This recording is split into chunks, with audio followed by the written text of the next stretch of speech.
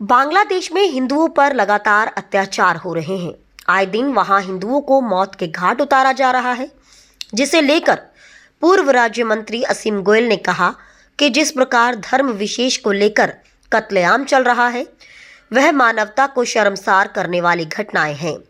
अंतर्राष्ट्रीय मंचों के ऊपर जिस प्रकार से एक आतंकवाद को बढ़ावा देने वाले देश के प्रति नजरिया कुछ देश अपनाते हैं, उनके ऊपर ये सवाल खड़ा होता है। इंसान की कीमत सबसे ऊपर है।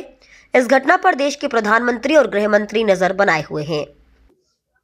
देखिए, जिस प्रकार से धर्म को लेकर लगातार एक धर्म विशेष को लेकर, हिंदू धर्म को लेकर जिस प्रकार से लगातार कत्लेआम चल रहा है, मैं समझता हूं कि किसी भी नाते ये मानवता को शर्मसार करने वाली घटनाएं हैं।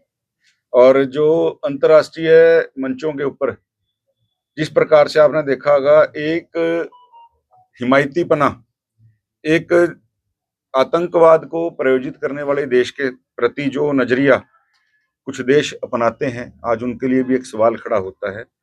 क्योंकि इंसान की जान की कीमत, मैं समझता हूँ, किसी धर्म से भी है, उसकी जान की कीमत बहुत बड़ी होती है।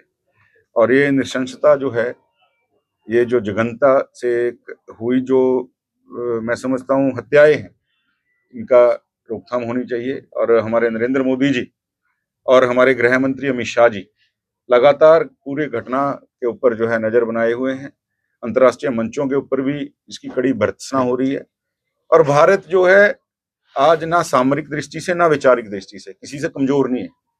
भारत आर्थिक दृष्टि से भी आगे बढ़ रहा है। आज कल हमने जापान को पीछे छोड़ा, चौथी सबसे बड़ी अर्थव्यवस्था जो है हम बने हैं।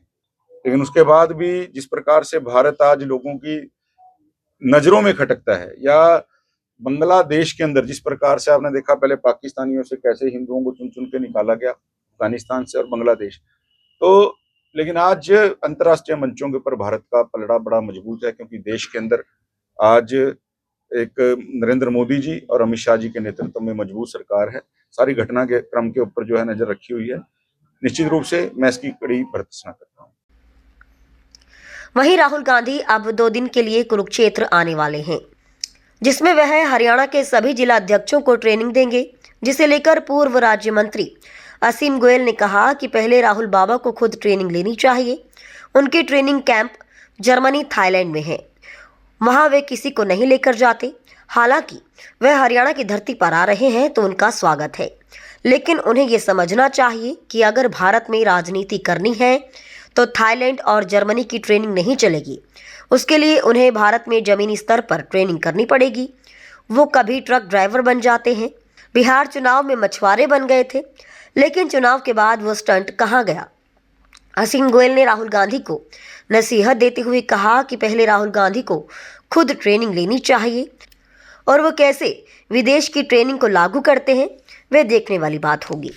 मुझे लगता है पहले तो राहुल बाबा को ही खुद ट्रेनिंग लेनी चाहिए।